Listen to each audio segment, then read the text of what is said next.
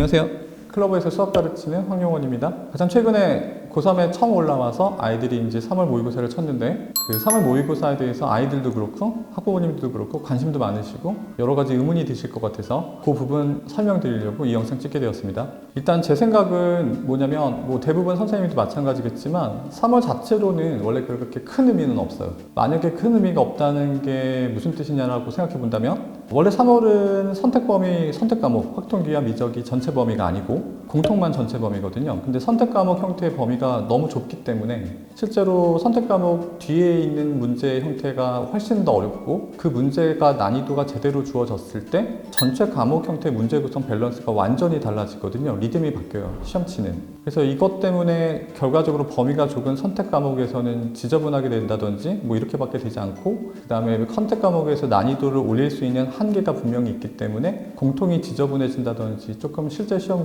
형태와 좀 다르게 가거든요. 그래서 일단 3월 전체적으로 봤을 때 시험이 실제 시험과는 좀 다르고 지저분하고 큰 의미가 없다. 보통 이렇게 되는 건데 이게 작년, 재작년 계속 이어지는 흐름인데 올해 지금 보면 등급컷 보시면 아시겠지만 일단 미적분 기준으로 80점대 초반이거든요. 이게 보실 게 예전 같은 경우 한창 그 수학이 굉장히 중요했을 시기에 80점대 중반 넘어가는 정도만 되더라도 막 불수능 얘기 나오고 어렵다는 얘기가 나왔는데 실제로 지금 보면은 이번에 이 등급컷이 맞는지 모르겠지만 거의 80점대 초반으로 지금 나오고 있어요. 이건 무슨 말이냐면 거의 불수능을 넘어서서 헬수능이거든요. 너무너무 어려웠다는 얘기인데 실제로 따져보면은 모든 평가가 모든 선생님들이 출제한 형태를 살펴보았을 때 이번에 굉장히 쉬운 시험이었다는 거죠. 달라진 건 하나밖에 없어요. 고2 아이들이 고3 올라왔을 때 처음 보는 고3 형태의 시험지인데 고2에 비해서 들어가는 문제가 조금 더 고난이도 문제가 몇 개 더 추가된 정도? 근데 내용상으로 보면 거의 작년 수능 형태에 대한 아이디어와 주제를 그대로 갖고 들어와서 변형한 형태가 대부분 출제됐어요. 이를테면 14번, 15번, 21번, 22번 수능 형태로 보면 30번 거의 작년 수능에 나왔던 문제 아이디어 숫자 변형 형태로 보여지거든요.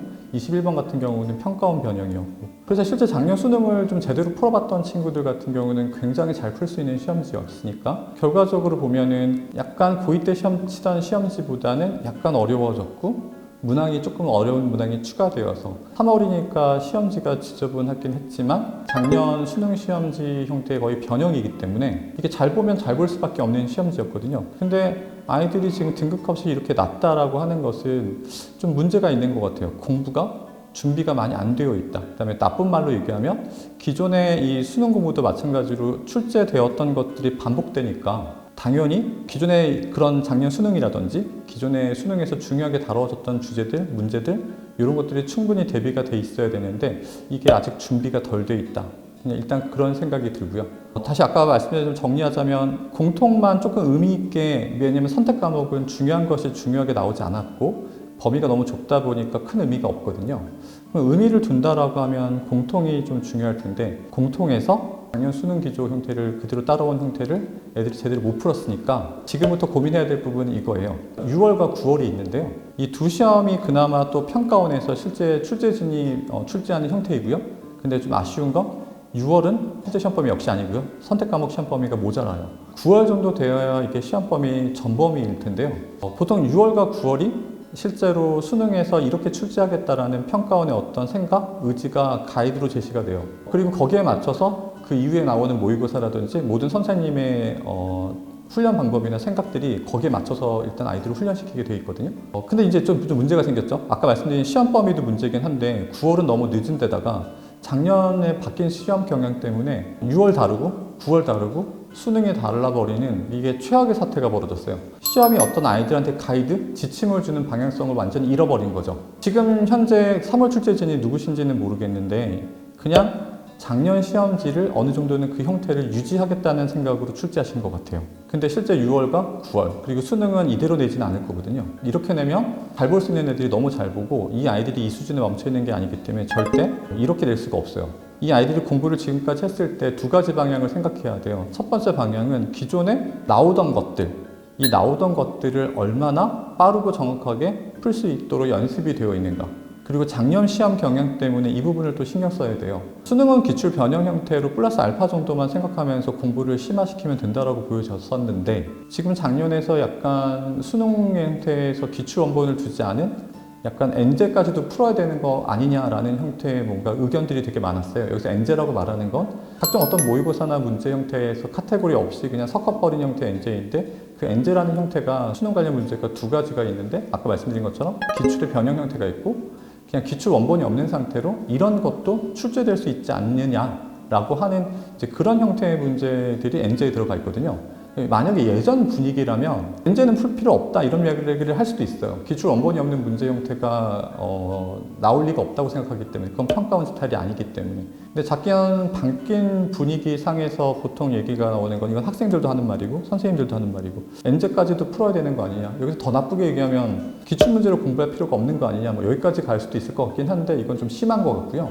지금 봤던 부분에서 3월을 못 봤다면 이건 분명히 기출에 대한 분석 대응, 그 다음에 그 문제를 답만 내는 게 아니라 얼마나 빠르고 정확하게 풀어서 시간을 걸어서 시험 자체를 검토하고 못 푸는 문제까지도 덤벼서 맞출 수 있는 형태까지 갈 수 있는가, 이 부분에서 뭔가가 잘못됐다고 보여져요.